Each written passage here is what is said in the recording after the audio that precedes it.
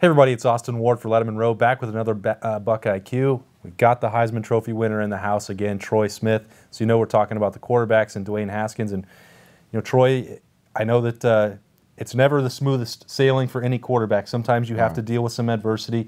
We've talked all year about the records and the Heisman Trophy and what Dwayne can accomplish. Well, now, you know, he's still got a chance to go win a Big Ten title, but he's facing a little adversity here.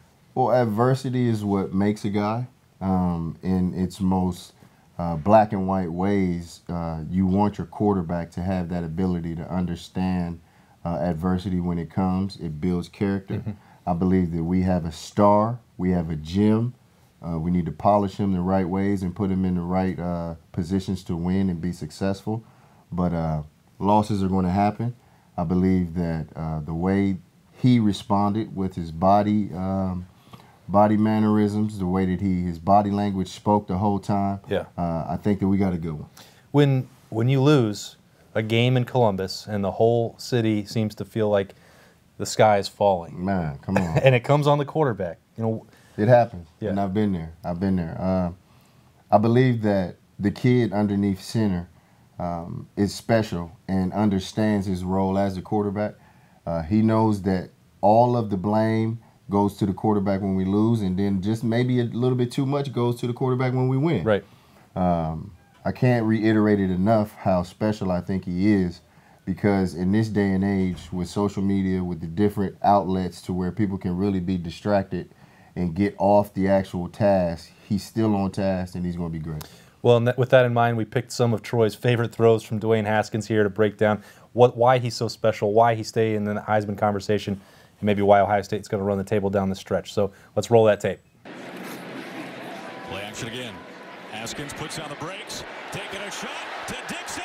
Touchdown, Buckeyes. All right, Troy, so you take this one. It's a couple of weeks back, but this is Dwayne Haskins just, you know, kind of doing what he gets to do and cut it loose with a deep ball to Johnny Dixon. I mean, that looked a little bit like Troy Smith there cutting that deep ball. I don't know. I think it looked more like Dwayne Haskins creating his own, you know, understanding of what a great quarterback is. I know for a fact that any time as a quarterback when you have to start on one hash and almost get to the other portion of the field, which means the other hash is going to be a pretty awesome throw. For him to get the trajectory on this ball, to get it up and over, and talking about the nose of the ball going down so Johnny Dixon can actually locate the football. You can't, I mean, that's a talent that you can't teach. He's got something special with that throwing motion. So a lot of guys can throw the ball a long way. But the ability to get the nose down, make it a catchable ball, that's what sets it apart right here. See, there's no, I mean, as a quarterback, you wouldn't want any other way to place that ball. But my thing is a home run, slam dunk, whichever way you want to put it, touchdown pass, we've all completed them. But it's something different when you see LeBron James with the slam dunk. You know what I mean? And to me, Dwayne Haskins is starting to fit the mold of, it's something different when you see him drop back and throw a deep touchdown. You know what I mean? First down, Haskins drops back. So then, Troy, you have Dwayne Haskins a week later against Minnesota, another one where he's standing in the pocket, there's movement going around him, stands in there, and then cuts another one loose 40 yards down the field. Incredibly beastie play. The thing that I love about what's going on now with Dwayne Haskins in college football is they love to make comparisons on who these guys look like. If you're going to ask me one quarterback who he is a spitting image of through college and now a little bit in the NFL, because this kid is lighting the NFL up, to me, he looks like Jared Goff. From his footwork in the pocket, from his center of gravity, and how when throwing the football, he doesn't really have any wasted motion. The ball comes out effortless, and his pinpoint accuracy is the same stuff that we're seeing on Sundays, Thursdays, and Mondays from Jared Goff. That guy's throwing a lot of touchdowns and making a lot of money.